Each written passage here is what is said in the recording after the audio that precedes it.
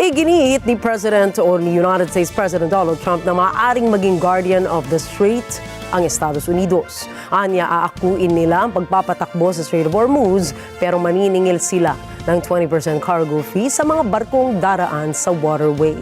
Anjo Milano para sa balita. Bukod sa pangangasiwa sa Strait of Hormuz, sinabi ni Pangulong Donald Trump na dapat bayaran ng US sa pagkontrol nito sa pandaigdigang koridor.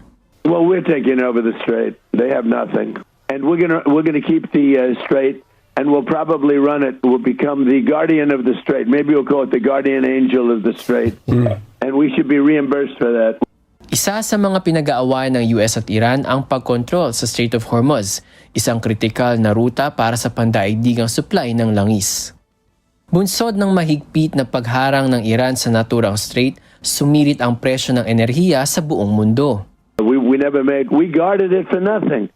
And now we're going to guard it. We're going to get paid for guarding it. A lot of money. When we do that, we're going to be reimbursed because the other nations are very wealthy. They're on our side.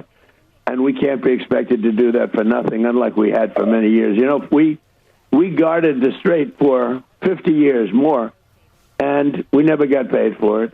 Sa Truth Social, sinabi ni Trump na ibinalik niya ang naval blockade laban sa Iran at pagbabayari ng 20% ang lahat ng cargo na dadaan sa Strait of Hormuz.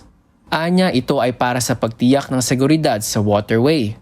Kasunod ng anunsyo ng pagsasara ng waterway noong Sabado, sinabi ng Terra na suspendido pa rin ang pagdaan sa daluyan at mag-i-issue lang sila ng permit kung kalmado na ang sitwasyon. We had a deal. It was a done deal. And then they broke it. They always break it. We've had 10 deals with these people, and so we're just going to hit them very hard. Anjo Milano, Net25 Americas para sa Mata ng Agila International. Trusted, connected, on point.